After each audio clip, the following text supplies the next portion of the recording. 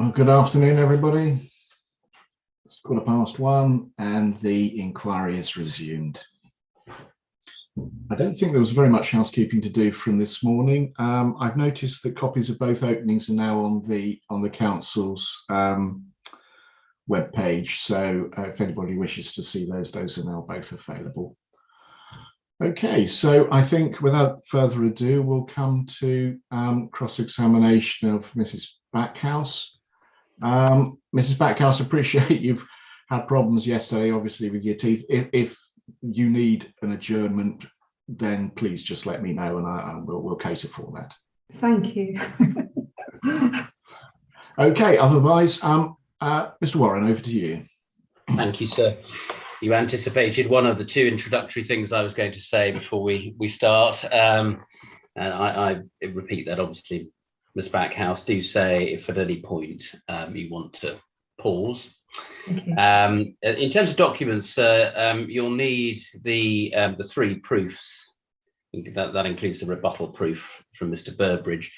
And also we may turn to core documents 28 and 29. That's the TA and the technical note that followed it. And we'll probably turn to core document 70, which is the highway statement of common ground.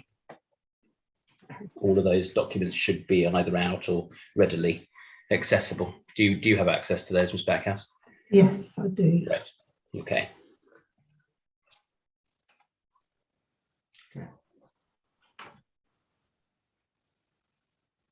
Okay. Fine. May we begin, please, with your proof? On page 1, you're setting out some points about your involvement in the appeal. And I've got a few questions just about approach before we come to what's outstanding between the two parties. You say there, Ms. Backhouse, that yes, were appointed. What was it, the company that was appointed, Ms. Backhouse, or was it you? I was approached. Obviously, I worked for that company, but I was approached. Yes. It was you yes. Who was appointed. Me in particular was approached. Yes. And before you accepted the appointment, what documents in relation to the scheme did you have, the highways aspects of the scheme, did you look at? I was sent all the plan application documents. I did, right at the beginning, I didn't have the later Hampshire County Council's response. It wasn't on the council's website for some reason at the time. Okay. But I did have most of the documentation at that time. Okay. So when did you first appreciate the position of the county council?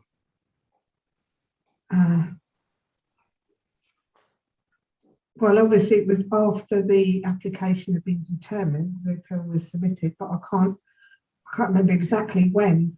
Yeah, no, my question's more about when you recognised or realised that the county council has no objection on highways grounds. Oh, I knew from the outset that it was officer recommendation for a group. They had no objections. I see. Yes. Is there a particular reason why your proof doesn't contain any reference to the county council's lack of objection?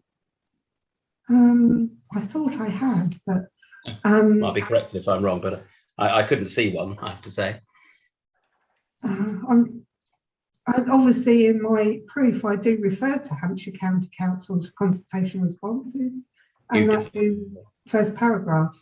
So I do actually acknowledge that they have actually responded.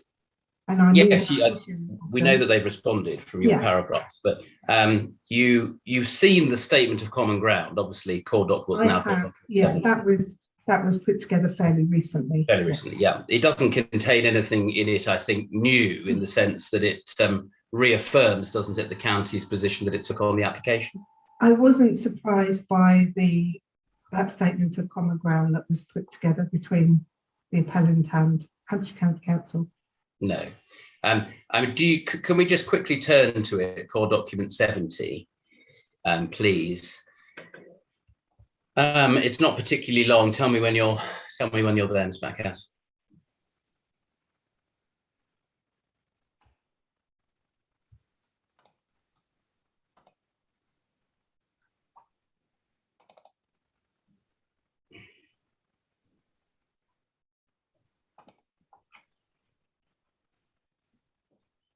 Oh, I haven't saved it in the same folder. It goes up to core document 69. Oh, sorry. And this was 70, wasn't it? Yeah, It was 70. a fairly recent. It's towards, if it's of any help, it's towards the top of the list rather than the bottom.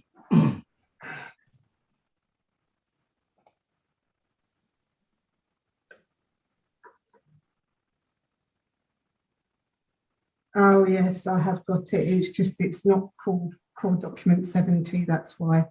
Yeah. Have you got it? The other ones are. Yeah, I've got it. Yeah. Thank you very much. If you wouldn't mind just going to page 8, please, which is just has got the signatures. Well, the names, the signatures themselves are redacted, but the names. And you see reference, I hope, there at 2.1.7 to the access drawing 0001-P7. Yes. You see that? That's the access drawing which we're considering, isn't it, at the appeal? That's right. I did actually request clarification from the appellant before the appeal that we were all dealing with the same drawing. I'm satisfied that's the same drawing. Okay. And you see there, obviously, HCC have agreed the layout is appropriate to serve the development in terms of highway safety and capacity.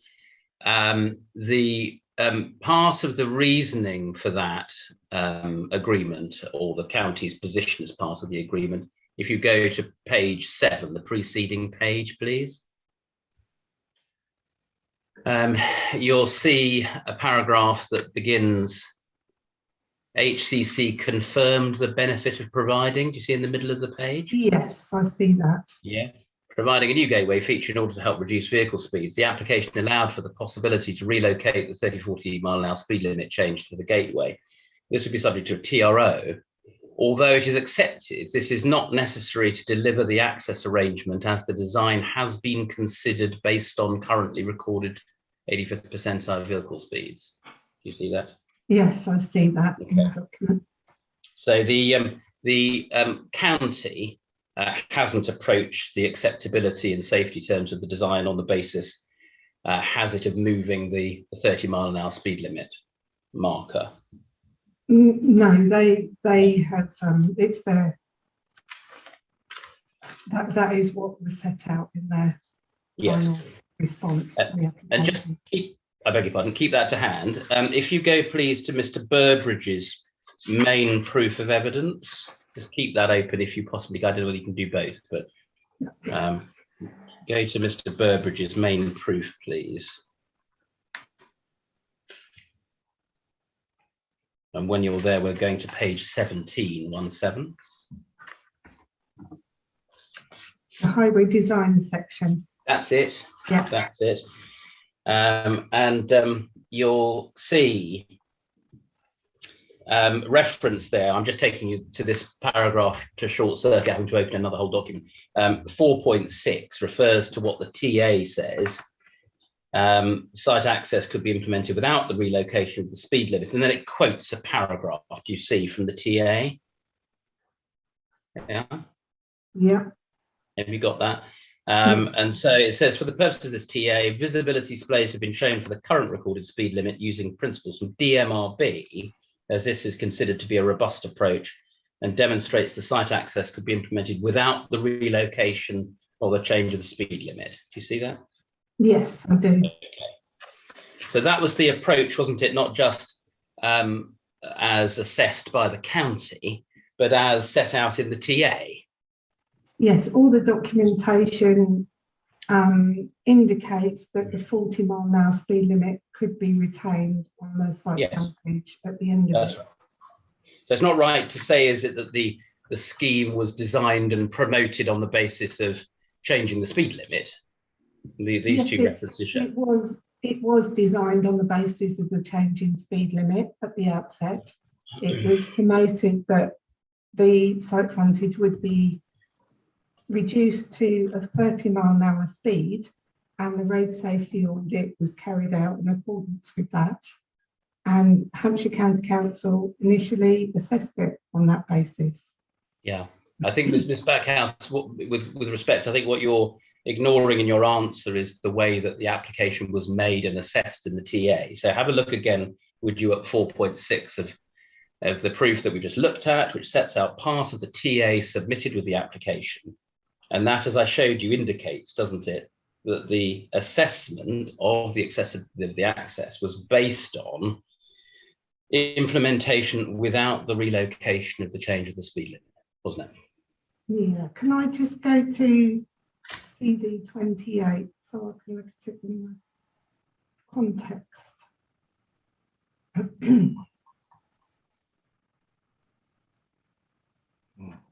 CD 28, paragraph 5.2.8.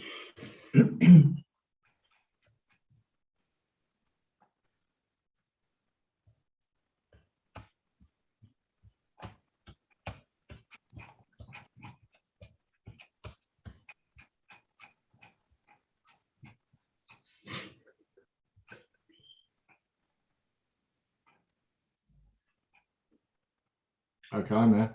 Yes, that was in the original transport assessment, and that was You have that, the Ms. Backhouse, was opinion, put in with the application.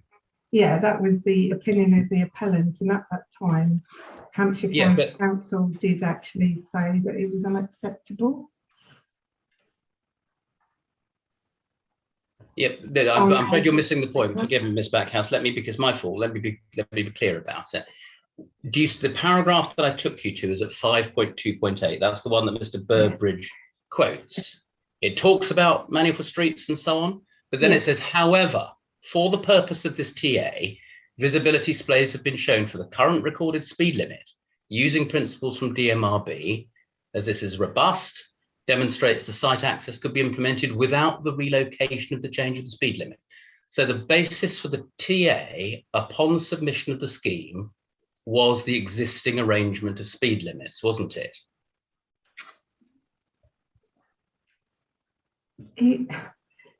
It was and it wasn't, although it kept being promoted in the TA, and all the drawings even now are showing the change in speed limit to 30.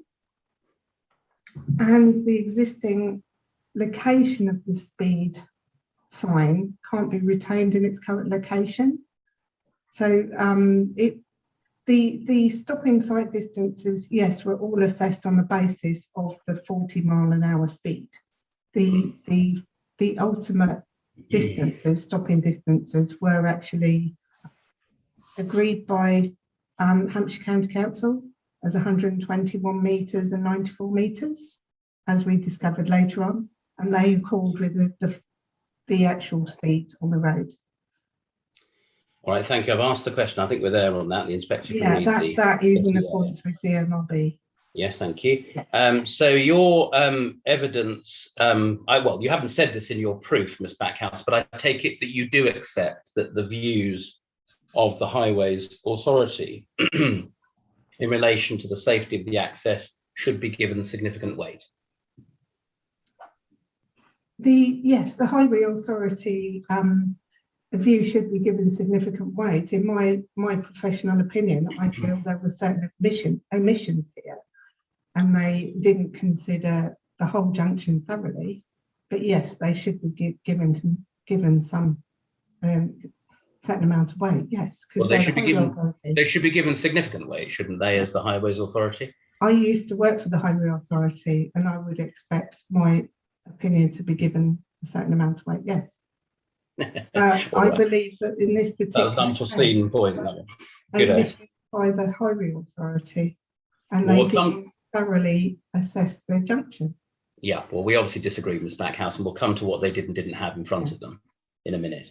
Have you communicated with the County Council yourself at all in relation to the scheme? I did obtain clarification from the County Council whether or not they had done their own separate road safety audit. Right. On the this was through the team rather than myself directly, whether they'd done a separate road safety audit, bearing in mind they then decided that the 40-mile-an-hour speed could be retained, and they accepted that no, they hadn't had their own separate road safety audit done. Right. That was the extent, was it, through your team that you've raised any concerns about whether the county omitted any important considerations from their reaching their view? that is an extremely important consideration. The experts in the road safety field were not reconsulted on the basis of it being retained as a 40-mile-an-hour limit. All the road safety audit responses and the brief they were given relate to a 30-mile-an-hour speed, which they were given in their brief to assess. Ms. Backhouse, my question was, come back to my question, please. My question was that the only point that you raised with the county?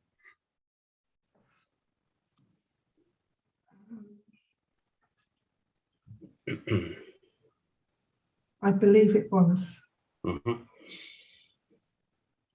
And in line with the county, I take it it's not your position that it is reasonable to require an access to have no, even transient, interruptions in visibility? It's unacceptable for a new junction, particularly on a heavily trafficked road, to be substandard with respect to the design criteria, because that's the reason why the design criteria is put in place. Right, that's not my safety question. reasons. It's purely their safety. There's a lot of research gone into how the junctions are designed. And Okay, that's Ms. why the Backhouse. design guidance is there to make sure it's safe. Ground rules, Ms. Backhouse. I'm asking questions as clearly as possible, okay? Try and answer the question that I'm asking, because it helps the inspector, apart from anybody else. My question was, you are not suggesting, are you, that it's reasonable to require an access to be designed with no, even temporary or transient interruptions to the visibility? It's unacceptable to have a junction which is substandard with respect to visibility. Even if it's a temporary obstruction to visibility, Right. it's still unacceptable to not meet design standards.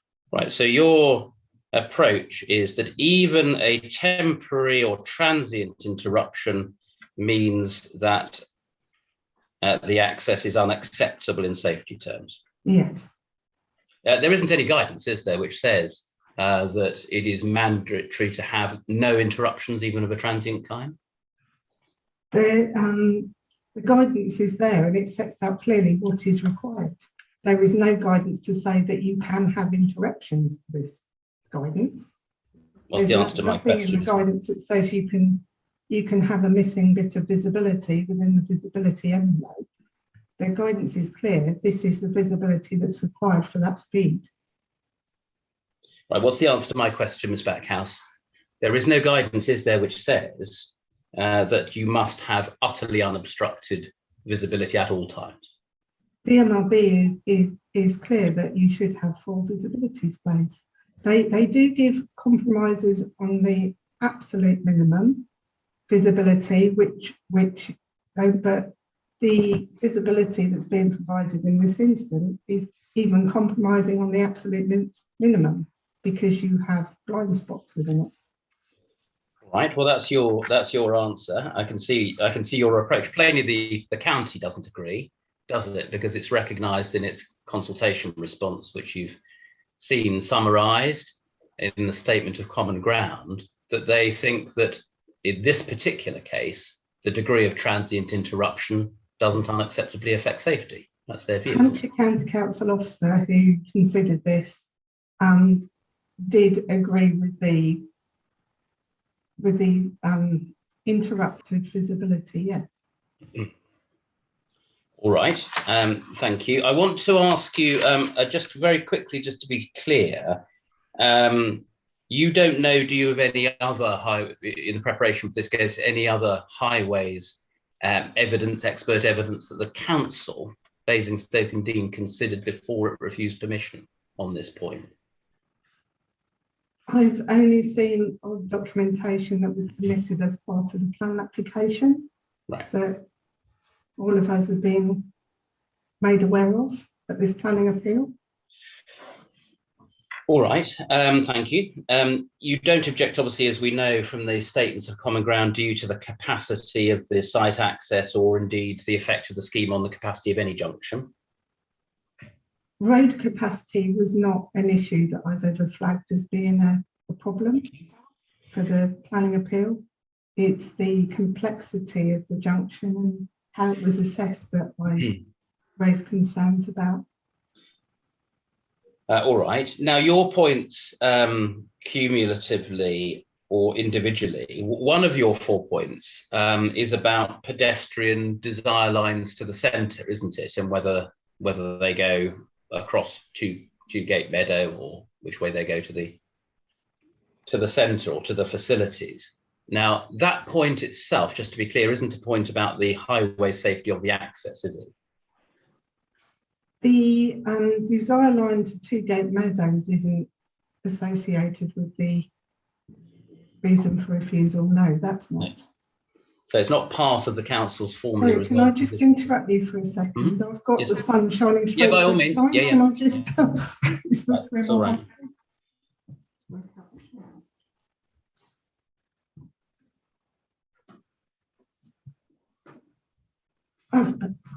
So we were just covering the fact that I'll come to it. I'm not going to exclude it from consideration of these questions, but your points about desire lines for pedestrians is a separate point, isn't it, from the safety of the access reason which the council actually resolved upon? The design line of pedestrians still has to be taken into consideration for the new junction, and the fact that pedestrians are going to still want to cross the road at that location, which they will. So pedestrian design lines does have to be considered for the highway safety issues. I think we're across purposes in this back. Where they cross is where they need the visibility. Yeah, we're across purposes. The point you make about whether there's a footway or anything of that kind where 2 Gate Lane meets 2 Gate Meadow, and how pedestrians would move, isn't a point about the site access, is it? When I originally put in a bit about the width of the footway, I'd actually been on site and I'd physically measured it, and it did come out as a substandard width, but we have resolved that point because there is a wider width underneath. It was just very overgrown. Yeah. So the actual width of the footway on the northern side of the road is not an issue that we're addressing now. No. Again, we're across purposes, Ms. Backhouse. My question is about the residual point that I think you maintain, which is about pedestrians going from the appeal. Hang on a moment. No, it happens. We're waiting for him to come back. Site and through. Warren, sorry, you froze to us for about 10 seconds. Would you just wind back about that to the start of that particular question? I would do so. So I'm so sorry. Again, I didn't detect any change. You see, I was moving around in my picture. So yeah. Sorry about that. Ms. Backhouse, you said you were at cross purposes, and then we lost you. We were at cross purposes. Were we talking about with the footway points? No, we weren't. My question, Ms. Backhouse, was about the point that you maintain on pedestrians coming out from 2 Gate Lane into 2 Gate Meadow, and you've given us a picture of that junction there. Yes. Now, that's not a point about the site access, is it? Safety of the site access. No, it's not. No, it's not. That was just setting the scene of where pedestrians would be wanting to turn from the development site to other facilities within the area, just to set the scene within my proof. All right. Well, we'll come to what you say about that, but I just wanted to identify its relationship or otherwise with the reasons for refusal. The ones that do relate to the reason for refusal, I think the first one we can come to is the point about deceleration distance. So if you've got your proof there, do you have your proof to hand? Ms. Backhouse, if you go please to paragraph 5.20, which is on page 40, I think.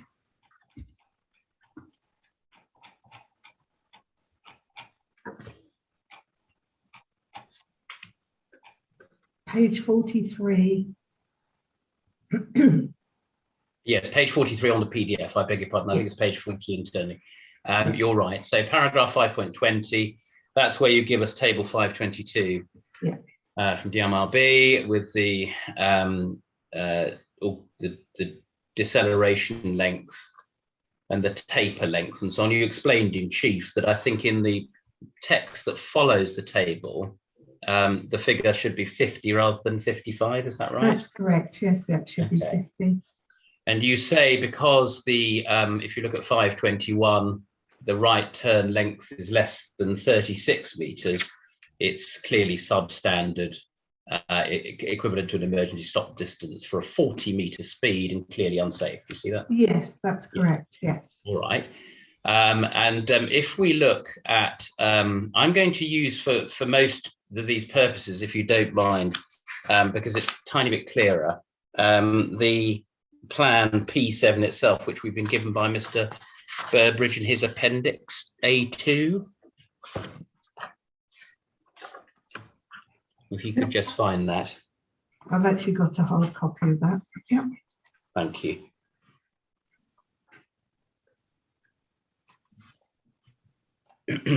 Now, the first point, obviously, again, about this specific point when looking at the deceleration lane is this layout that we're looking at on 0001 P7, as we saw from the statement of common ground, was the one that the Highways Authority considered, wasn't it? Yes, they had this junction layout. We know, don't we, that it's obvious, isn't it, that the county had available to it the dimensions that you've measured from this, including the I had to use the scale rule to measure it off. It was stated in any of the documentation. I actually printed out the drawing and scaled it off. Yeah. Yes, they did have that available, but yes. I believe they hadn't adequately assessed it and they hadn't looked at that dimension. Yeah. So your assertion is that the county just hadn't looked at this length at all. Is that what you're saying? They were very focused on stopping sight distances for visibility. I believe they overlooked the length of the deceleration lane at this particular point because it was originally designed to the 30-mile-an-hour speed and they didn't revisit it. Yeah, all right. The diagram that you have that we're looking at, P001 P7, it shows this, doesn't it? It's in the kind of underlay, if you like, where the current alignment of two gate lane runs. You can see it underneath. Can you see with the red? Yeah. Yeah. And we know, don't we, that the 30-mile-an-hour speed limit area comes into force or ends, depending on which direction you're heading, opposite the end of that that lane on the main road. Yeah, it's around about where the pedestrian crossing's being installed. Well, we know where the inspector can see it on site if necessary, but we've got a location plan from Mr. Burbridge which shows it at the end of, as it were, of two gate lane. It's actually, I think, a metre or so to the right as we're looking at this image, to the east of the little pedestrian crossing point B.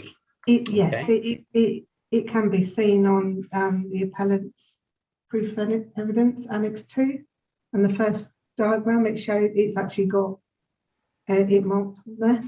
Yes, thank you. All right. Do you still have your proof available to you? Yeah. The table 5.22 left-hand column in kilometers per hour. It says design speed. Do you see that? Yeah. Yeah. And you were focusing in your evidence in chief on the equivalence of the 30 and the 40 mile an hour. Yes. Yeah, and I know we're in kilometers per hour in the guidance. And one doesn't want applying DMRB, as the table says, and as is clear elsewhere in it, at the speed limits that are in force on the relevant part of the street. Yeah. Yeah. All right. Now, the deceleration that you're particularly concerned about is for those, isn't it, coming from Overton in an eastbound direction who are going to drop into the to the right-hand turn lane and then stop and turn into the side. That's correct, yes. And so they're coming, aren't they, from Overton in the 30-mile-an-hour zone. And as we can see from 001P7, they actually enter the deceleration zone, which is still itself in the 30-mile-an-hour zone, isn't it? It might be a 30 miles per hour zone, but the speed surveys clearly demonstrate that the speed of traffic in that direction is 44 miles an hour, the 85th percentile speed. So although they are just coming about to leave the 30-mile-an-hour zone, drivers have already accelerated beyond the 40-mile-an-hour speed limit. Yes, so we just agreed, Ms. Backhouse, that the way that the DMRB guidance works is by looking at the speed limits that are enforced on the street. Is that right? DMRB does actually say that that the actual speeds should be considered. Considered, but that's not what they the said design that speed. They should be used when the actual speed of traffic is known. So the design speed in table 5.22 is, as we agreed earlier, the speed limits in force on the street, isn't it? It is the speed limit, yes. But we know it's not fully enforced because it's the drivers are going beyond the speed limit. That's another matter. So I'm looking at how DMRB works. So your case is one should be looking at DMRB, and the standards are there for a reason. Let's look at the standards, and that's what I'm doing, Ms. Backhouse. So if we look at the standards, we have a situation here, don't we, where the driver who is approaching the right-hand turn lane is coming through Overton or coming from Overton in a 30-mile-an-hour speed limit area and actually enters the deceleration lane still within the 30-mile-an-hour limit area, correct? It is, but right. In the DMRB document CD32 with new priority junctions, it does state that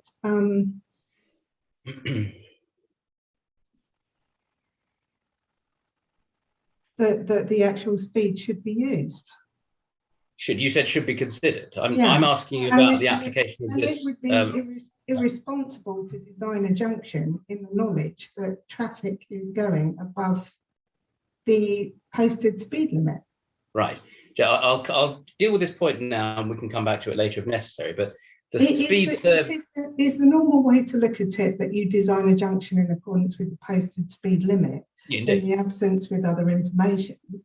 But if you do have the information where you know that traffic is travelling faster, the junction should be designed in accordance with the actual speed of traffic, because they will take longer to stop, etc. Right. So it needs to be appropriate. So the speed of traffic that we're talking about here, two things. First of all, the surveyed speed limit was surveys of the main line flows where obviously there was no right-hand turn movement, correct? Yeah. Okay. The vehicles that we're imagining assessing for the purposes of this exercise are those who intend to turn right, aren't they? Yes, they're intending to turn right, but they are turning right within the 40-mile-an-hour limit, and the through traffic will still be travelling at that speed. But Ms. Backhouse, have you considered, for the purposes of whether somebody has enough space and time to stop in that deceleration lane, the fact that the speeds surveyed are not comparable to the speeds that somebody would be doing if they were in fact intending to turn right in that lane? Well, the two gate Meadow junction is within the 30-mile-an-hour speed limit, and that's got a right turning, vehicles are turning right there, and yet the speeds are still going, speed of traffic is still above the posted speed limit. So yes, I have considered it. The 85th percentile speeds, not those who are turning right then, Ms. Backhouse. What's your evidence for suggesting that those who are turning right into Two-Gate Meadows are doing 40 miles an hour in that location? Well, the actual the actual recorded speed of the vehicles, the 85th percentile speed of traffic going through there have been are going above the speed limit. So Yes, I know, Ms. Metcalfe, but that's not my question. My question is, we're not dealing with the 85th percentile speeds. We're dealing with those who are in fact intending to turn right. So you're not suggesting either that those who are in fact during that survey period turning right into Tewgate Meadow were doing 40 miles an hour as they came up to their right turn. They would be slowing down as they're approaching the junctions there. So that's my point about the new access, Ms. Backhouse. So those who are coming to turn right from the 30 mile an hour zone are going to be intending to turn right in that location, aren't they? Yes.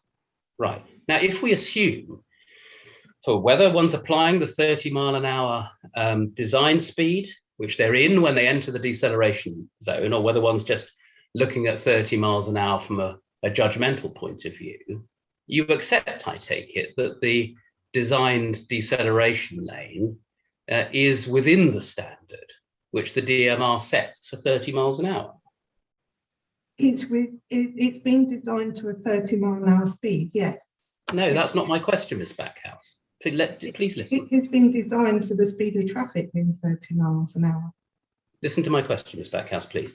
Do you accept that the 35.6 meters that are available, as you measured, is within and compliant with the guidance for a 30 mile an hour speed limit? That deceleration length is appropriate for a 30 mile an hour posted speed limit, yes. Right. And given what we've just been talking about, that they're coming from a 30 mile an hour zone, they're still in it when they actually turn into the lane, and the recorded speeds weren't 85th percentile movements of anybody going right. Can you see why the county council would have formed the view that there was no issue about compliance with the deceleration lane? No, I can't, because the speed of traffic, the drivers have to reduce in speed by 10 mile an hour on the through lane before they even turn into the deceleration length for it to be appropriate. So they're not doing hard braking in accordance with the emergency stop. I believe that the county council omitted to revisit the deceleration length distance. Yes, when they looked at this, they were looking at the visibility of drivers and not for that's distance. Ms. Backhouse, that's your assertion, but my question was, I'll put it another way just to test it. We agree, don't we, that those who are coming from Overton in an eastbound direction, who are currently slowing down to stop to turn into Tewgate Meadow, aren't doing the 85th percentile speed as they're coming up to their right turn? They won't be as they're approaching their right turn, no. And so why should the people coming into the new site access be assumed to be doing over 40 miles an hour as they drop into the lane to make the turn they intend to make? Why should we assume that? Well, the speed of traffic is already accelerating, and it's not the driver turning into the right turn lane. They would, some of them would slow down. If they knew the junction and they knew the layout, they would slow down and be able to stop within that distance. But anyone who's less familiar, or a driver following another driver going 40 miles an hour, would not necessarily realise they didn't have enough distance to stop in when they turn right to turn within the deceleration lane to then turn into the access. The reason for the right turn deceleration lane is to be appropriate for the speed of the traffic on the through road. That's right, for those who are going into it. Yeah, and for those, and to allow the free flow of traffic being retained at the speed that they are used to going along there. Well, as the DMRB table that maybe you're still looking at, I am, table 5.2.2 indicates, one has to judge and apply the guidance by reference to the speed limits on the road, doesn't one? Yes, and the actual speed of traffic on there. It would be completely irresponsible to assume that the traffic will suddenly be driving at 10 miles an hour less than they currently do through there. The whole point of having a safe junction is to take into consideration the condition of traffic at that particular location.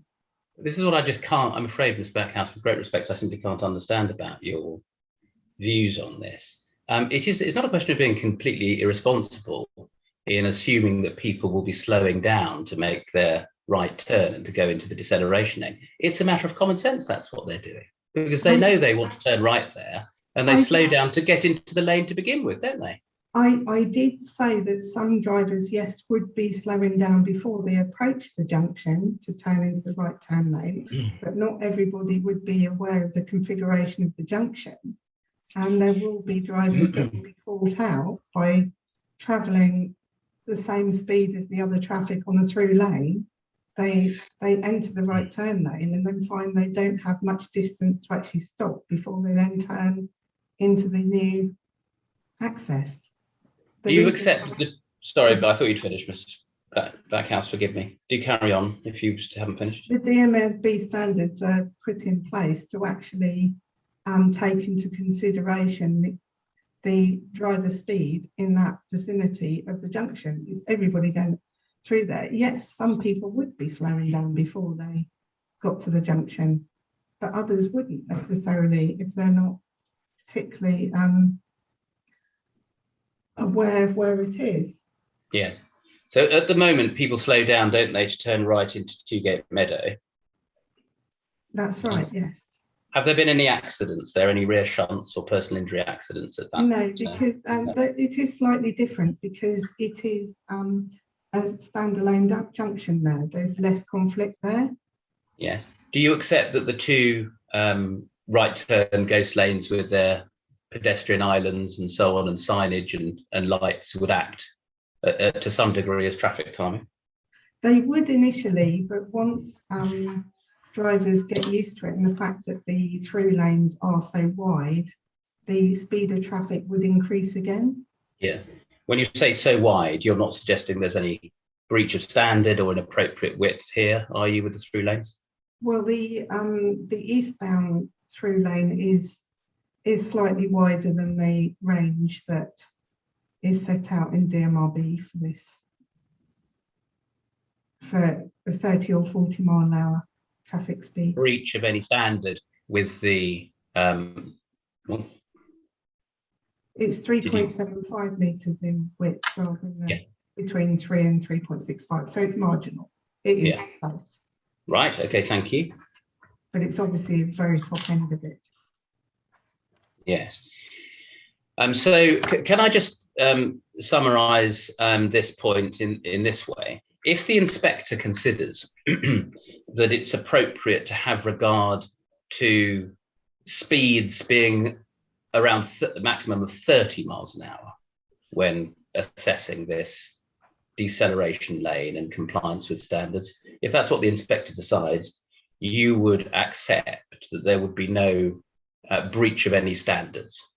If the inspector believed that the approaching speed through traffic on that section of road was at 30 miles an hour, then the junction would be designed in accordance with that speed. Yes. Yes. All right. The only other point I want to ask you about on it is, I know that you didn't go back to the county on this, but when you as I understand it, maintain your concerns about this point, you are assuming or taking into account, are you, that travellers on the main line, those, for instance, behind the right turner into the site access, would continue to travel at the 85th percentile speed surveyed? Some would have to brake quite sharply if they were following someone about to turn into the right turn lane. The delivery drivers or visitors, they're not quite so familiar. They would see the junction and they would have to brake quite abruptly to turn into the right turn lane. So the following driver would have to brake quite sharply as well behind them, and they would be travelling less than the 85th percentile speed because of that. So sorry, what was the answer to my question? Are you assuming or not assuming that cars would be travelling at the speed surveyed with this in place, with this arrangement in place? With the layout of the junction in place, the speed of traffic will be the same going through the Would be the junction same. because it's been designed in accordance with the MRB standards for Right. lane widths. Okay, There's no so I just want to be clear about it. Your judgment that the council is relying on in maintaining its objection in this respect is based on speeds remaining the same. There is nothing in the design of the junction that would slow traffic down apart from initially when it's first introduced, when drivers would be driving through there a bit more carefully because they're not used to that layout. Once they are used to the layout, they will be speeding up again because it's been designed in accordance with a 40-mile-an-hour road. Right, that's clear, thank you. So the next point I want to ask you about is pedestrian visibility at location B. I don't need to ask you, I think, about the now agreed point on visibility from the northern side of the road and the vegetation and so on. Just to give you a reference, Ms. Backhouse, if you go to page 42, which is, page 43, which is PDF page 46. Sorry, what document are you looking at? In your proof. Oh, in my proof. So your proof, internal page 43, PDF page 46. Yeah, it is agreed that location A, although it goes outside the red edging of the site boundary, because it's within the highway authority ownership of that area. And I did have a look at the tree trunk, which that line A goes through, and that tree trunk is set behind the visibility display for 80 metres, so that won't affect that visibility, so it can be achieved. Yes, I'm with you, thank you. Location B is what we are still debating, I think, and I'm just taking you to this drawing just to make sure that we are on the same page, no pun intended. That's where location B is. It's not a formal, as it were, pedestrian crossing. It's a crossing, isn't it, within the island for the new right turn lane that's being proposed? Yes, it is obviously set out with tactile paving, etc., that it's clear to pedestrians that it's there for them to use, but the priority and movement is actually the vehicles on the road passing. Yes, indeed.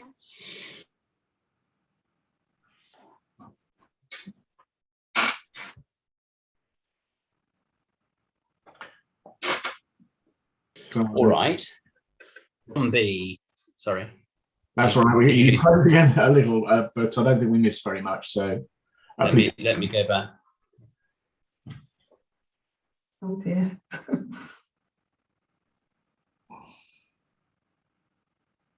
It's always annoying when it's so short that. Sorry, again, I'm not receiving. You must tell me when it happens. I'm not seeing that much. Yes. Can you hear me now, Ms. Backhouse? Yes. Thank you. So temporary obstructions in the view that you've drawn on here in blue, I think, the 80 metres from a pedestrian standing at point B through the turn right lane into the site access and beyond. Yeah? Yes. Okay. Now, again, this pedestrian access point and the usability of the pedestrian access point was something which I take it you accept was before both the county and before those who did the RSA. The Hampshire County Council didn't respond directly to the pedestrian visibility. There was a need for the pedestrian visibility to be increased because now the speed limit was going to be retained at 40 miles an hour. I believe that was an omission of theirs, but they did have the information and they could have looked at the drawing and made that decision. You say, Ms. Backhouse, it was an omission. My question is the county, and we know what basis they were invited to and did look at the scheme, the access on, so retention of the speed limits as they are at the moment. They had this drawing, didn't they? And it was obvious, wasn't it, that if there was a car turning right into the site access and a pedestrian at B, there would be a transient temporary obstruction of the view of cars coming from the east. That's self-evident, isn't it? They had the drawing in front of them and they could have considered this point. I believe they didn't. Right, but I mean, there's no evidence for that at all. That's my point, Ms. Backhouse. It's self-evident that that is something that occurs on a very rare occasions, as we know, when there is a car there. Your assertion is they didn't consider it, but there's no evidence of that. It's obvious, isn't it? There's no evidence that they didn't consider it, but there's no evidence they did either. They were concerned about the stopping sight distance for vehicle, for drivers. Pedestrian visibility wasn't referred to at all by the Hampshire County Council in their response. That's probably, as we can see in a moment, because they didn't consider it was something that needed to be raised at all for the points that Mr. Burbridge raises in his evidence. But we'll come to those points in a second. So, drawing in front of the county, you say they didn't look at this point, but there's no evidence for that. Your 80 metre line, so we're thinking about somebody crossing north-south, aren't we, here? Yeah? Looking to their left and seeing a car, this is what we're imagining, stationary in the right turn lane, waiting to go into the new access. Yeah? Yes, they're looking, they've got the bollard in their traffic island, there's the right turn lane, and then there's the bollard. But you're not making a point, I think. You said something slightly, if I may say so, curious in your evidence in chief. You're not saying the bollards themselves are obstructing the view, are you? Well, they will obstruct the view for children it would. For adults, they will be able to see above them. Yeah, but you're not judging this, Miss Backhouse, are you, on the basis of unaccompanied minors who are so short they can't see round or over the bollard? There wouldn't be unaccompanied minors. Right, thank you. What I'm saying is the approaching driver wouldn't necessarily see that an adult has got a child with them. They'd see somebody standing there, but that's see someone standing there, but they wouldn't. So I'm looking with the point that you're making then, Miss Backhouse. I didn't say that minors would be crossing the road unaided, and I hope they wouldn't. I just said that the driver approaching would not necessarily see that an adult had a child with them. But that's not an objection to this layout, is it, Miss Backhouse? Well, it is still a consideration because there will be an adult crossing the road with young children, and obviously that is of concern that the visibility is substandard. Ms. Backhouse, what I'm driving at is we have to. I take it you agree we have to be reasonable about the judgments that we make, don't we, on this safety point? Do you agree with that? Oh, we've got to be reasonable about the judgment, but at the moment we have got the facts that the approaching speed is above 40 miles an hour through here, and there would be people crossing the road, and the visibility is substandard. So part of the reasonableness of the judgment is that we're assuming either an adult who would be visible standing in that position, or a child with an adult who would be visible standing in their location. So let's stop the points about the bollard and children behind, etc., for the purposes of what actually matters in this case that the council is running. So the person the adult who's standing at B, looking east, sees a car on this hypothesis waiting to turn into the site access, don't they? Yeah? Yes? Yes, there would. Okay. Why is the car? There was anyone waiting in that right turn? Yeah. And why is the car waiting? Why is the car waiting there rather than turning? Well, they've got to look around and make sure there's no other obstructions before they actually carry on. Yeah. So the car turning right has to make sure there isn't one coming towards them, don't they? That's why they're waiting there. No, but the car driver in the right turn lane has got a different set of circumstances that they're looking at. They're in a different position to the pedestrian. I understand. They could be turning right even though there's someone approaching because they think they can get across in time, or they could be. There are other reasons why, or they could be sitting there because someone's crossing the bow mouth of the new junction. Right. They wouldn't necessarily be sitting there waiting. I understand that. Mr. Backhouse, I'm just trying to, forgive me for interrupting, but just to keep this to what's important. We're looking at an area of your judgment that isn't shared, it appears, by anybody else, including the county, certainly not by Mr. Burbridge. And I'm asking you about what view of matters, what reaction a pedestrian at B would have if they saw? They would be looking, and if they felt the road was clear, they would cross. Some Or a would car actually station, wait. if they Some would wait until the right turning vehicle had gone, and some wouldn't. Yeah, but forgive me, I hadn't actually asked the question. No, wait, Ms. Bankhouse, wait, please. I haven't asked the question. Okay, this isn't a discussion. It's cross-examination. Okay, let me put the question to you. A pedestrian at B, seeing a car stationary waiting to turn right, would consider, wouldn't they, whether that car was waiting for a vehicle that was oncoming to go past before it turned? Yeah, some of them would, yes. Well, everybody would, Miss Backhouse. If you saw a car stationary there, your first reaction would be, well, they're waiting because there's a car coming in front of them, wouldn't it? Not necessarily. If you're standing there and you see the rest of the carriageway to the south was clear, some pedestrians would still cross. Okay. Not everybody would actually not cross because there was a driver sitting in the right turn lane. So a pedestrian at B, you're not suggesting would cross if they could see a car coming westbound in front of the 80-meter line. Obviously, if they saw a car in that location, then they wouldn't cross, would they? If they saw an approaching car, no, they wouldn't cross. No. And they could see an approaching car, couldn't they, beyond the 80 meters? So they can see a car potentially doing 40 miles an hour coming from the east, well before, if you look at if you've still got your drawing up, yes, before the area where it becomes temporarily occluded by the stationary vehicle. Right. It depends whether there is a stream of traffic travelling eastbound, whether they'll be able to see beyond the 80 metres. Was that right? Their view would be, because the road bends back round a little. I'm not sure that's right at all, Miss. Look at the drawing, and this could be looked at on site, but look at the drawing, Miss Backhouse. If you imagine a car stationary in that right turn position, you've drawn the blue line through part of it. A pedestrian would be able to see, because of the alignment of the road, to the left of that car, up the road, wouldn't be obstructed by cars on the other carriageway, would it?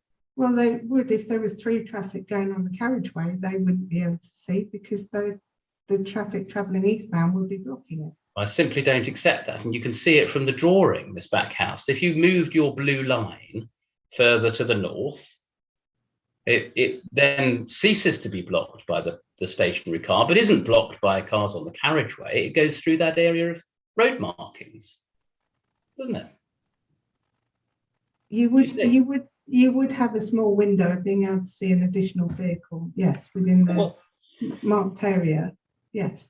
So you'd be able to see cars coming before there was an occlusion. You'd see cars obviously this side of the stationary vehicle. And we're talking about vehicles that may be doing between, say, 40 and 30 miles an hour. Well, or 40, 45 percentile speed is 44 miles an hour. 44 miles an hour. So the length of time that they would actually be occluded by the parked vehicle would be a fraction of a second, wouldn't it, from that point of view?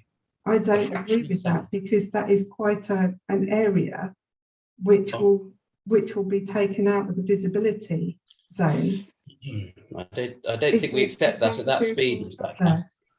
I don't think that makes sense at that speed, Ms. Backhouse. If you consider, even if you assume that the right turning car is completely solid and that one can't get any sense of any movement behind it or lights or anything, just assume it's a solid block, like it's a van or something, and then one could obviously see cars coming, as you say, on the other side. The extent to which they'd be blocked is a matter, you can see just from the drawing, it'd be a matter of, I don't know, 30 or 40 meters. Maximum. I have to disagree. 40 miles an hour. I have to disagree. It would be very momentary. What you could see beyond the 80 meters, and then they still have the blind spot further forward. There will be an obstruction to that visibility. Yes, a pedestrian would see an approaching vehicle further away. Yeah. But they then would be, the view of that would be lost again further forward. So it depends when the pedestrian's looking to where they see an approaching driver. If they did see an approaching driver further away, then yes, they would wait until it's gone past. But if when they were looking, the driver wasn't that further away in that small window where they would have seen it, then they would proceed. I can't agree with what you're trying to make me say yes to. No, I can certainly see that, Ms. Backhouse. The inspector's got to make a judgment about it. You agree, I think, don't you, that lights would be visible in approaching cars from point B? Yes, at nighttime situation, then yes. Well, you say that. I mean, most cars have their lights on throughout the day automatically now, don't they? Not necessarily. Some do, some don't. Many, if not most modern cars, Ms. Backhouse, have their lights on automatically, don't they? Don't they? Some modern cars do, yes. They do have them on automatically. All right, and you'd accept, I take it, that having one's lights on even during the day is going to make it easier for pedestrian at point B to see them, even glimpse them through the stationary vehicle? Yes, if a car or a vehicle had lights on, they would be slightly easier to see, yes. All right, and in terms of judging overall safety of the junction, when we're looking at this type of point, do you accept that the frequency with which this situation might arise is a relevant material consideration? Yes and no. The frequency is, but even if there was a chance that an accident will occur, it shouldn't be designed to a substandard rate. This is visibility. Anyone crossing the road, even if they don't see the driver momentarily, can be involved in an accident. Any accident is not acceptable. And this is a substandard junction that's been designed. Visibility is compromised for pedestrians crossing. So, Ms. Backhouse, I'm not sorry. I thought you finished. It should not be correct that it's designed in this manner. Ms. Backhouse, do you accept, because your answer was yes and no, so I need something clear, please. Do you accept that the inspector should consider how often this situation might arise? No, it shouldn't. No. It is substandard. It shouldn't. Right. No consideration to frequency. The fact it happens infrequently is still totally unacceptable. It's still an unsafe situation. I want to be clear, Ms. Backhouse. Do you say that it is irrelevant for the inspector to consider how often this occurs? It is irrelevant when you are looking at pedestrian safety. Right. Certain aspects of design, maybe you can have a compromise, but not pedestrian driver visibility. Right. That's obviously not even if it's infrequent, it is unacceptable that a junction is designed inadequately, that the pedestrian can see clearly that a fast approaching vehicle is coming towards them. Yes. Fine, I've asked you and you've been clear about the point. It's obviously not the position, is it, that the county takes about transient interruptions to sight lines, as we've said before? The county council did not comment on this, so I can't say what their view is of it. Yes, we can, because Ms. Backhouse, sorry to interrupt, we can say that because they take that view. Let me finish. They take that view, don't they, about transient interruptions to the other sight lines? They looked at the transient interruptions of driver-to-driver visibility, yes. Yes. So if they'd thought that there was an issue about transient interruptions to pedestrian crossing at B, then we would have seen it, wouldn't we, in the county council response? I would have hoped to have seen it, but I believe they didn't, because at a 30-mile-an-hour speed, and they did look at it originally at 30-mile-an-hour speed, pedestrian visibility wasn't raised as an issue because only 40 metres had to be achieved. Well, Ms. Backhouse, it was not revisited with the safety. Ms. Backhouse, if you'd taken the trouble, if I may say so, to ask the county about what they had and hadn't considered, then you may not be in this position of guessing or asserting what they did and didn't consider. We don't have an objection, do we, from them in relation to this transient occlusion of a view of a pedestrian at B? No, but on the same count, they're not here to respond to the questions you're asking me about how they assessed it. I don't know how they assessed it. Can I just interrupt for a moment, because I've got the same problem that Mrs. Backhouse has. I've got sunshine. I just wish to check, Yeah. pull some buttons.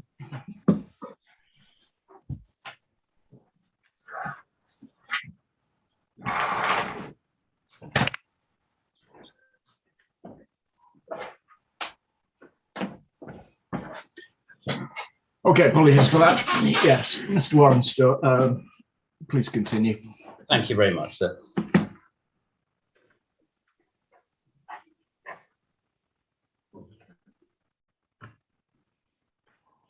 Just give me one moment, sir. Sure.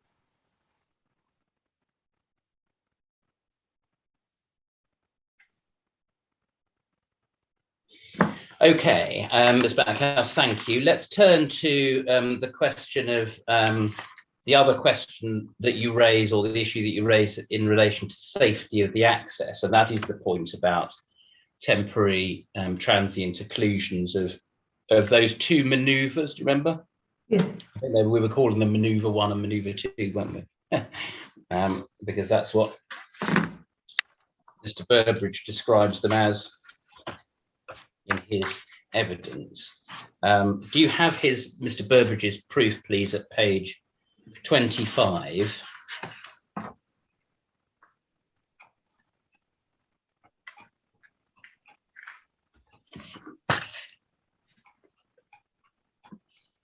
Yes. Starts with paragraph Okay. 4.39. No, I think it's 4.36. Oh, We're looking at the 4.39, that's where. Yes, I'm so sorry. So I was just taking Miss Backhouse to page 25 just to identify what manoeuvre 1 and manoeuvre 2 were. I've got you. Sorry. Yes. No, not at all. Not at all. You're quite right, sir. Mr. Burbridge's evidence starts in proper, if you like, at 4.36, where he describes a vehicle turning right into Two-Gate Meadow. So this manoeuvre, a car is turning right, we're assuming, into Two-Gate Meadow. Now, how often in the peak does that occur, Miss Backhouse? Have you formed a view about that, or do you think that that's irrelevant here? the frequency that happens in the peak has not been fully determined because the traffic modelling of the junction didn't consider the complex junction. It only looked at the new access as a standalone junction. So as a standalone junction, the frequency of blocking would occur in accordance with Mr. Burbridge's evidence, but it has not been assessed looking at the whole junction with the extra accesses and the pedestrian crossing points. So, Ms. Backhouse, have you formed a view on the basis of any data about peak hour right turning movements into Two-Gate Meadow or not? There will be in the evening peak. Oh, sorry, in the morning peak there would and evening peak there would be blocking of vehicles turning into Two-Gate Meadow. Right, so that's not my question. My question, Ms. Backhouse, is have you formed a view on the basis of any data or judgment about the frequency of that movement in the peaks? How many cars would in fact be turning in this position as manoeuvre 1? Although it's infrequent, it's still going to be blocking the view. The fact that occasionally a driver doing that manoeuvre is going to have a blind spot and they won't be able to see approaching vehicles is unacceptable. It's not. Let's take it in stages, Ms. Backhouse. So, do you have a number that you think? I don't have a number. Right. No. So, what the expression that you just used was infrequent. Yes, it would happen infrequently in the peak. Yes. Yes. Right. And we know, don't we, from the TA that turning movements into the site access, for instance, in the peak, turning right into the site access from Overton, 6 movements for 82 units in the peak. So Two-Gate Meadow, I think, is that in 39. the morning? That's for the morning peak. The morning peak. So Two-Gate Meadow is obviously a housing development, isn't it? Half the size of the one that's being proposed. Yeah, and Yeah. Two-Gate Meadow is also to Two-Gate Lane, so there is more traffic associated with the Two-Gate Lane turning movement than there would be. Two-Gate Lane, yeah, that's a different point. That's a different point. I'm talking about this turning into Two-Gate Meadow. So if there are 6 being in the TA turning movements assessment, which you haven't said anything about in your evidence, 6 from a development half the size, one could reasonably assume, couldn't one, that there'd be, say, 3 turning movements in the peak. Now, does that accord with your infrequent? Is that the same as your infrequent? Yes, that's once every 10 minutes that there is a blocking of the visibility. One every 20 minutes in the peak, 3 in the peak. In the morning peak hours, there would be far more in the evening peak hour. Will you say that? I mean, do you want to give us some evidence about that? Ms. Backhouse, you haven't done so far. In the transport assessment, there are more right turning movements into the site than there are out of the site and into the site in the morning peak hour, according with the transport assessment that was prepared by Mr. Burbridge, because obviously more people are leaving to go to work in the morning peak hour, so there would be less vehicles turning in. But with the residential development in the evening peak hour, there's obviously more vehicles turning into the site access when people are going home. Yeah. So let me approach it a different way, Mr. In the Backhouse, morning because peak hour, there would be fewer obstructions to visibility in that right turn lane. But your judgment, drivers turning into Two-Gate Meadow than they would be in the evening. So, Ms. Backhouse, your judgment about this isn't based on any particular number, but just the idea of infrequent. There are numbers in the transport assessment. It sets out. I'm asking you about your judgment, Ms. Backhouse. I asked you a few moments ago, I'm seeking clarity here, whether you had a number of right turning movements in the peaks, and you said no. No, I did actually. I have got the number of movements in there. Okay, so how many are turning right in the PM peak into Two-Gate Meadow that you based your judgment on? I will just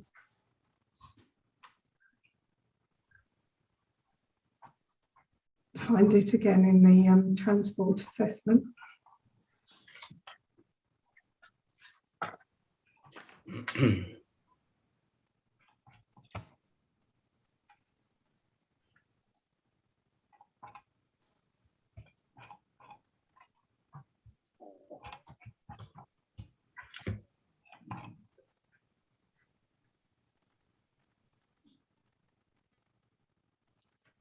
In peak hour, there are 3 arrivals in the morning peak hour turning right into the development site using the right turn lane. So and 3 going into the 82 unit scheme, yes? Yeah, and there's 8 turning in the PM peak hour. Right, okay. So I was overstating it slightly earlier on when I said that there might be 3 going into Two-Gate Meadow in the morning.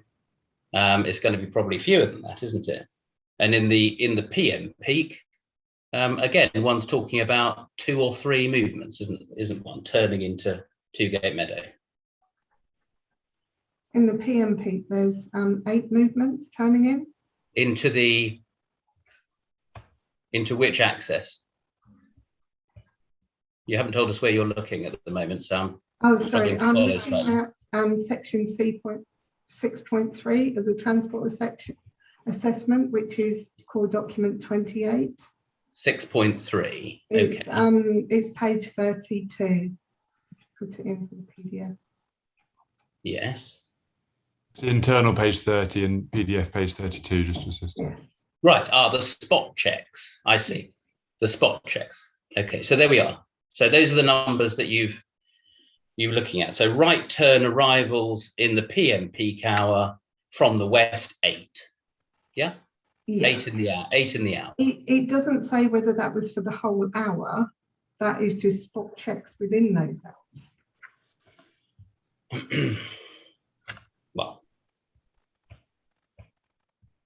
A full count for the whole hour was not presented in the transport assessment.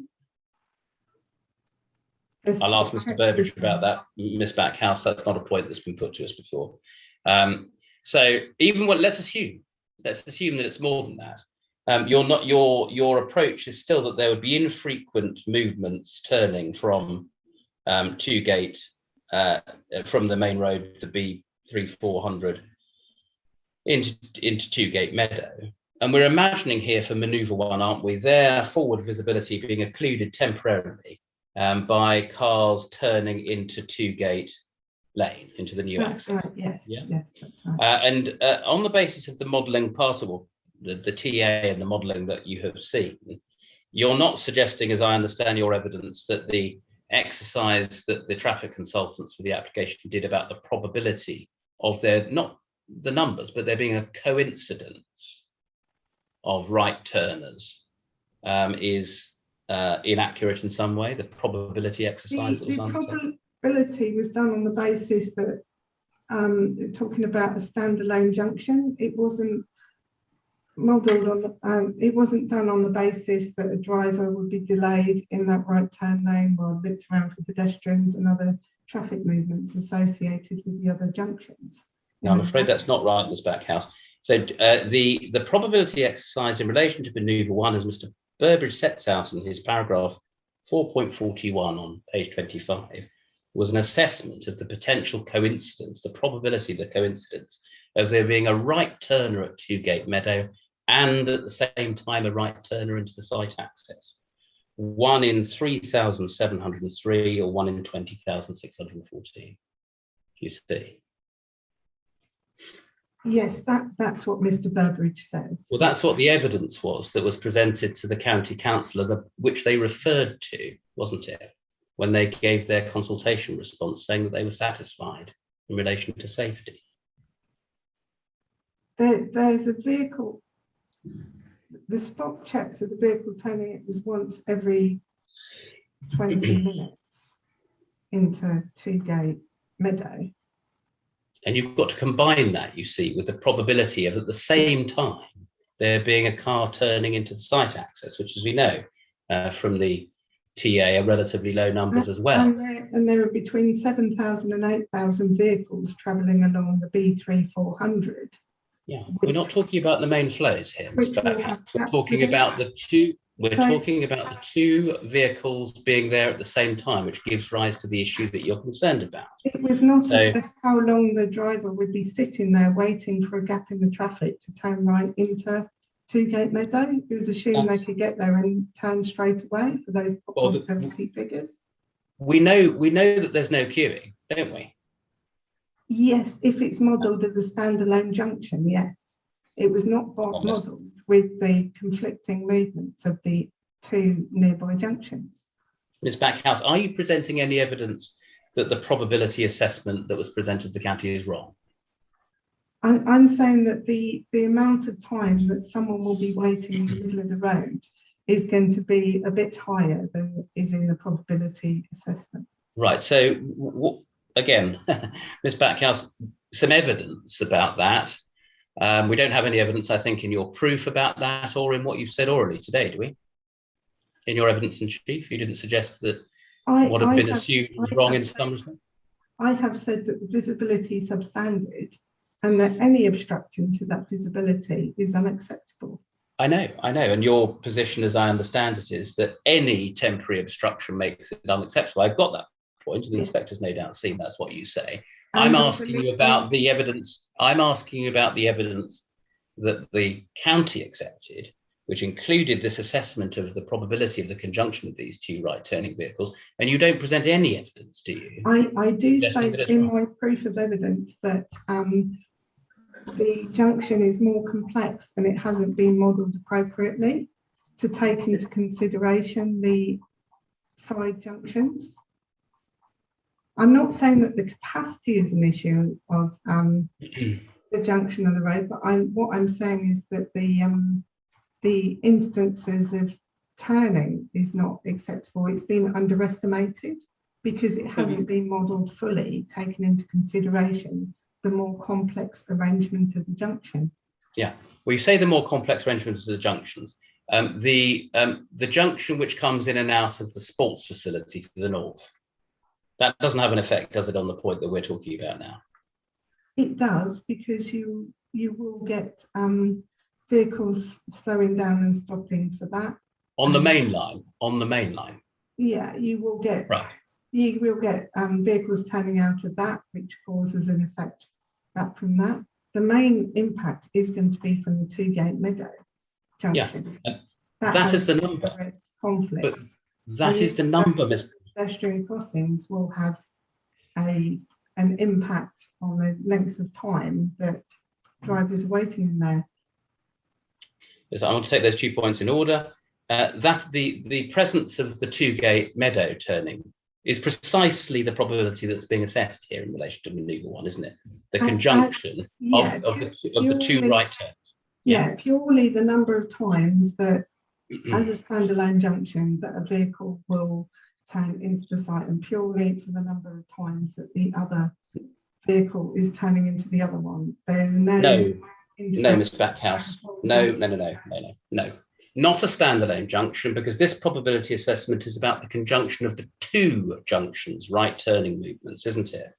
It hasn't been modelled as a combined junction. The probability is based on how many vehicles are going to turn into two-gate meadows and how many vehicles are going to turn into the new site access. It's not been modelled, taking into account all the other conflicting movements and how much delay is going to happen through the 7,000 to 8,000 vehicles that are going to be travelling on the through road, for example. Yeah, I mean, I think we say 7,000 vehicles, I think 450 or thereabouts in the peak, which is what we're talking about here, isn't it? Because we're dealing with the peak in these numbers. Yes, so not 7,000. Well, it is a significant number. It is a heavily trafficked road.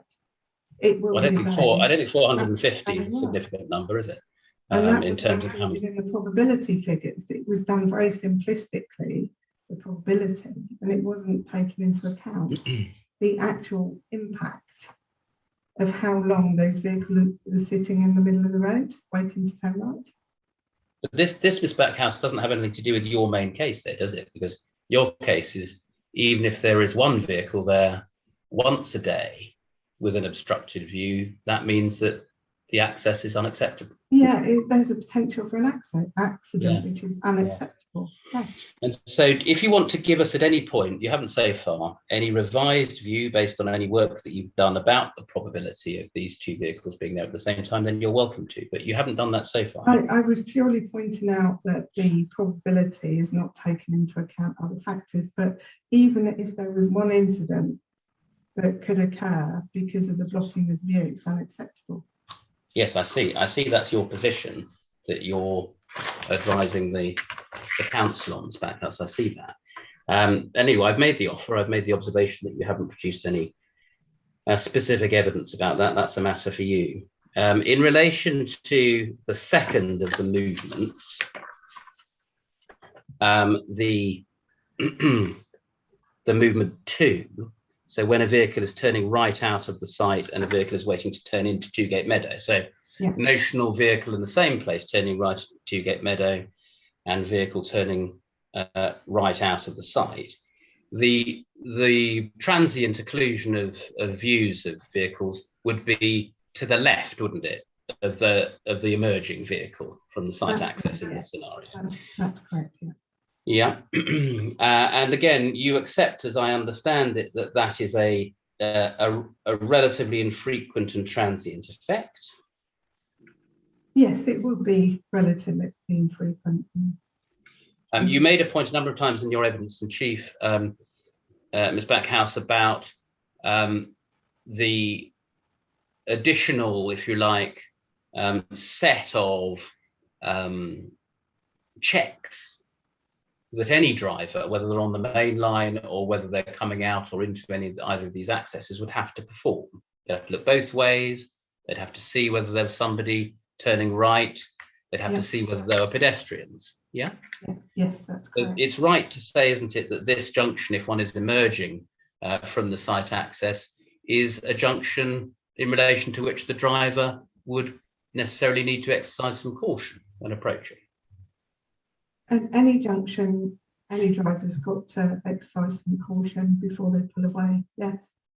Well, okay, so the answer to my question is yes, like any junction. But your point, as I understand it, is that this is a relatively complicated arrangement. That increases, doesn't it, as I thought you were suggesting in your evidence in chief, the degree of care that drivers are likely to take.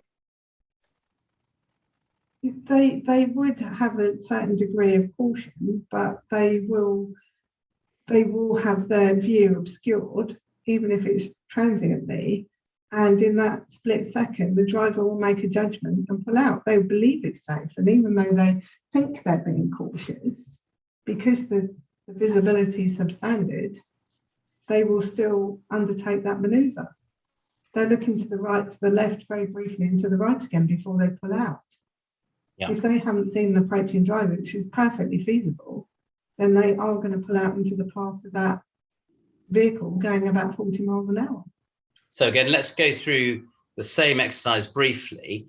This question, whether an emerging driver would, as you say, just pull out or would be exercising caution and in relation to temporary blockages of view that happen infrequently. That was, I take it that you're not suggesting that this wasn't a matter that was assessed by the county council. Oh, the county council did have a look at this. They did. And they expressed their view, didn't they, that yes, because of the transient nature and infrequent nature of the blockage, as well as other factors, that they were satisfied there wasn't a safety objection.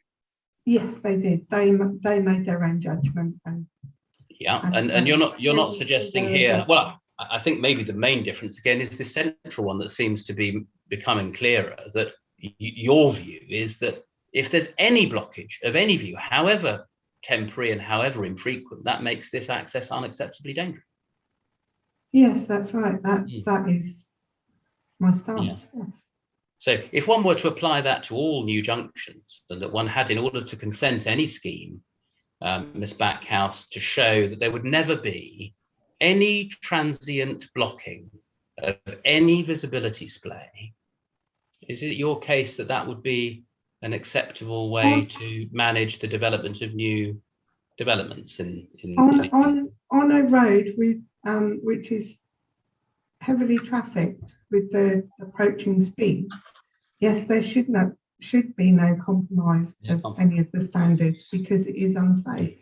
Any road and any street within a development which is designed to a 20 to 30 mile an hour speed that drivers can undertake, yes, you can compromise on certain dimensions, because the accidents will not happen as frequently or be as severe. On a 40 mile an hour road, accidents can be severe, and there should be no compromise at all of the standards. All right. I mean, I think it's agreed, isn't it, between you and Mr. Burbridge, that in relation to Tewgate Meadow or the opposite access to the sports facility and the nursery and so on, there's no record, is there, of any accidents in terms of turning into? No, at the moment they're standalone junctions. They're apart from each other. They haven't got the conflict and movements that are being introduced with the new junctions. So you say that's not true, though, is it? That's simply not right, Ms. Backhouse. People do turn right, don't they? Far apart, in accordance with Design Manual for Road and Bridges, that they are separated sufficiently that you will not get the conflicts that you do with the pedestrian visibility in between being a problem. I'm not going to ask you the questions about the probability analysis. And the distance of the deceleration lane, because I'm not going to more of a distance between them. Yeah, I'm not going to ask you the questions again about the probability analysis, because I anticipate exactly the same exchange that we had a few moments ago that the inspector heard and I can make submissions about. But I am going to put it to you that let's go back to what Manoeuvre 2 represents. We're looking here, aren't we, at the ability, first of all, of the emerging driver from the new access to see approaching vehicles to the west. That again, they would be able to see, wouldn't they, given the site visibility distances here, cars approaching before they went behind. Yes, they would see before, and then there would be a blind spot and then see more. Yeah. You have got an incline there. You have got vehicles coming up the hill at that point. But again, I think there would be slightly less visibility in that direction than the other direction. And beyond that point, they wouldn't be looking up the hill. That's true, but you're not suggesting they wouldn't be visible. I think, are you, in that location? No, you'd see the cars, leaving aside lights. See the car before the blind spot where a vehicle's waiting to turn right. Yes.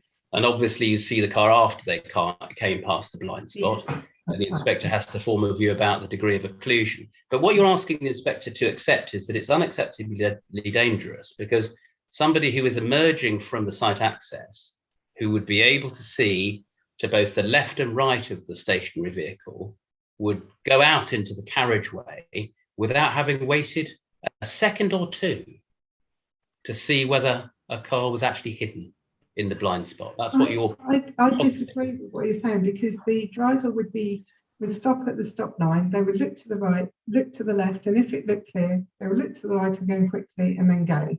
Right. Okay. But that's you explain that in your evidence. If they'd seen a driver approaching before the blind spot, then yes, they could potentially wait.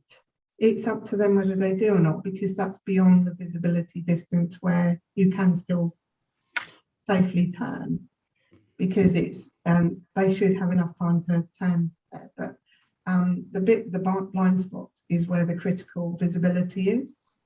And yes, when that's very helpful, Ms. junction, you do look both ways quite quickly before you actually move off. So it is feasible to not see an approaching driver and think it's safe to just pull out.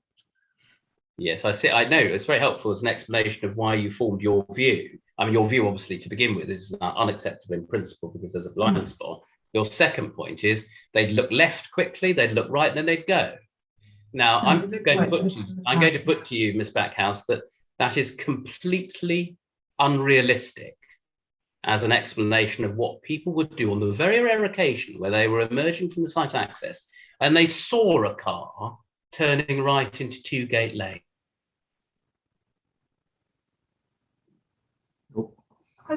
I don't think that is unrealistic.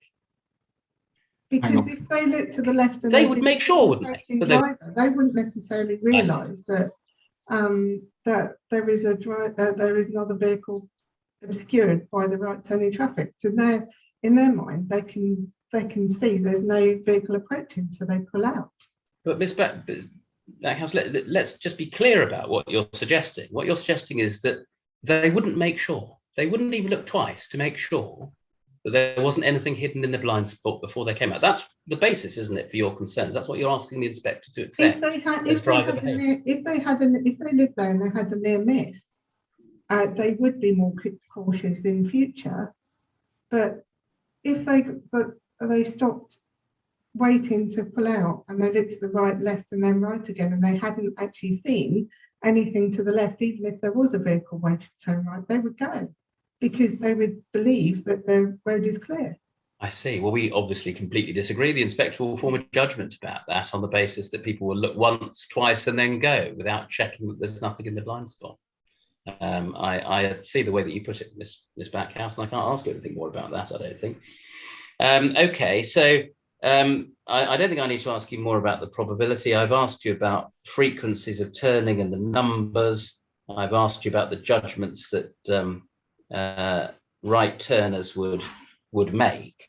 And I've asked you also about vigilance, which I think, just to come back to that, we do largely agree on, don't we, you and Mr. Burbridge, that those who are, even if they are, well, maybe especially if they don't use this junction very, very often, people are likely to be vigilant. If they come up to this junction onto the main road and they see a car turning right, stationary, turning right into Two-Gate Meadow, it's an unusual factor they're going to have to be vigilant about, isn't it? I think I've already answered that question and said that. And what was the answer? They would feel they'd be vigilant because they've already looked and they haven't seen anything approaching. So, all right. I don't know how else I can answer that. No, you've been very clear. I'm grateful.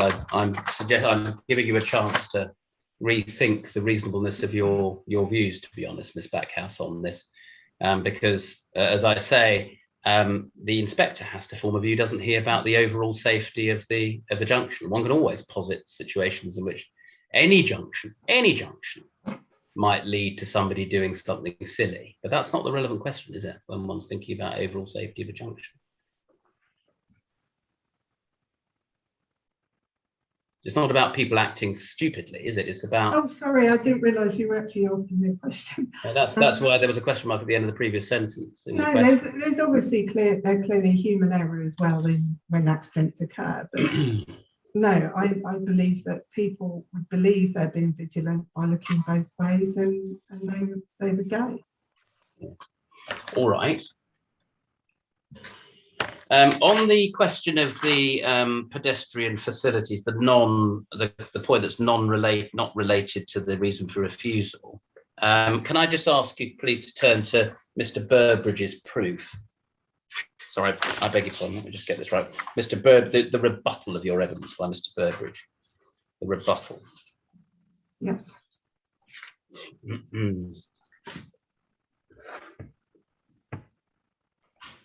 Starting section 5.20. So I'm looking at page 9, please. Oh, 9. Okay. Page 9, paragraph 3.7. Yeah. And there, Mr. Burbridge identifies what you say about 3 main pedestrian routes. Do you see? Yes. Now, the inspector, I'm not going to bother to take you. We can see a little bit of the extract of the layout at the foot of the page there at figure 3.4. The majority of the scheme that's in front of the inquiry, if you're going towards the bus stop or the facilities in the local authority, you'd come out on the footpath, wouldn't you, to the left-hand one on figure 3.4. You're not going to go all the way up to the corner, are you, and then go back on yourself? You'll go to the nearest one, won't you? Oh, you mean route 2?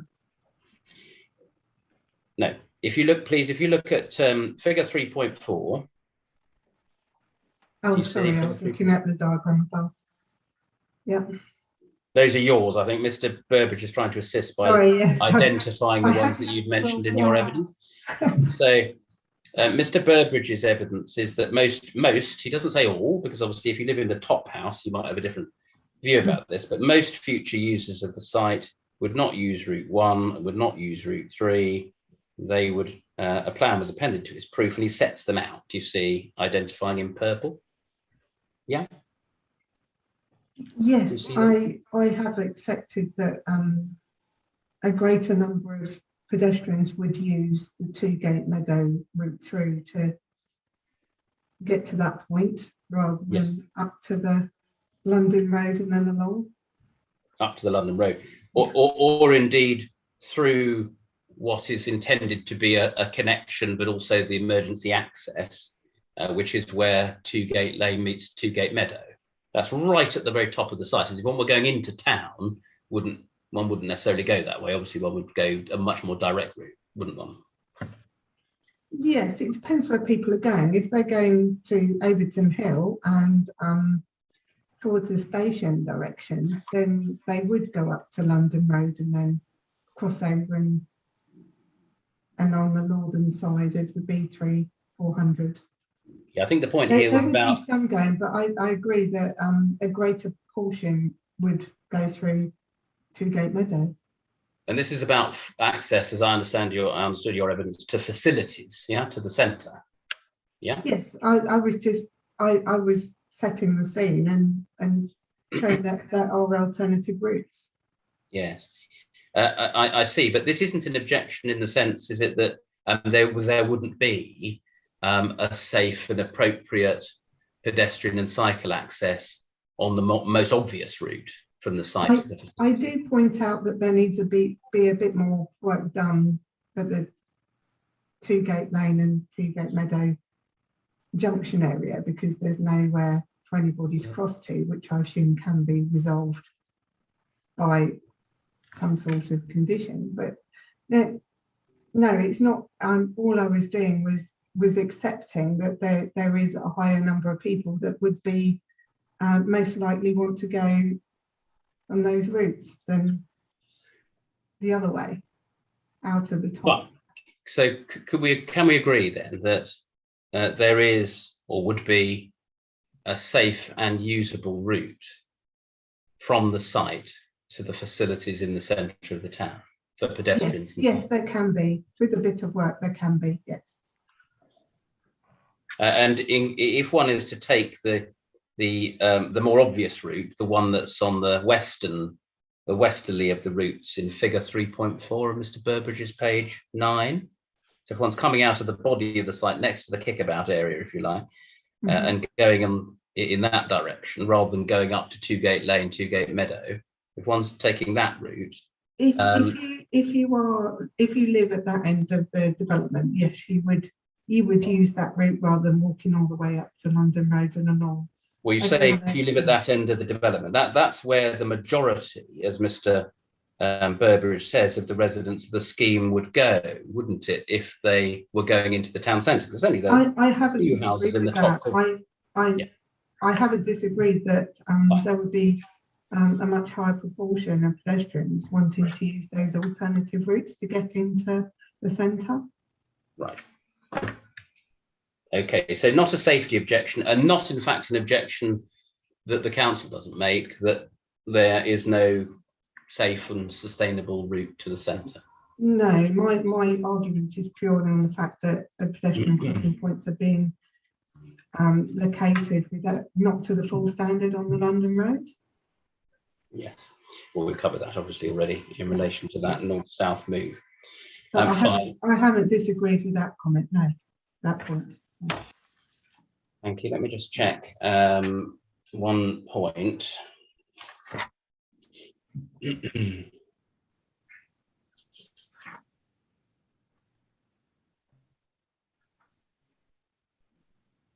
Yeah.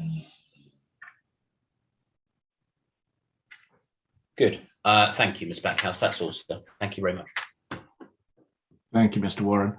Mrs. Backhouse, are you in need of a break, or are you happy for Mr. Duflo to do any re-examination should he choose to do it now? As long as it doesn't go on for another hour or so, I'm quite happy to go. I doubt if you'll do that. If it goes on for more than 5 minutes, so I'd be surprised. I would too. Okay, in that case, I think let's continue then. Mr. Defoe, over to you. So I just have one point, if I may, and I just want to come back to this point about compromising on visibility. And you were asked whether it was your position that any temporary obstruction or blockage to visibility would be unacceptable. And it was sort of put to you in the hypothetical position of any road, anywhere, any temporary obstruction or blockage, is that unacceptable? And you were asked about that a few times, and I just want to get your clarification on your answer, but in particular in relation to this junction and this access. And you raised points in one of your answers about the traffic on the B340, actual speeds, and that you could compromise on other standards. So can I just ask you to explain your point on that, please? Yes, there shouldn't be any obstruction to visibility on such a fast trafficked road, particularly with the level of traffic travelling along it. There's between 7,000 and 8,000 vehicles a day passing along there.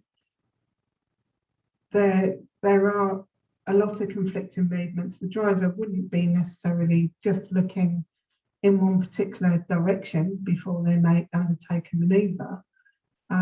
It is unacceptable to have a compromise on the standard on this category of road with this sort of speed. It's not an area, it's got no frontage development. You're not expecting too much of a conflict at this rural location coming in. You shouldn't compromise on visibility because any potential for an accident is unacceptable.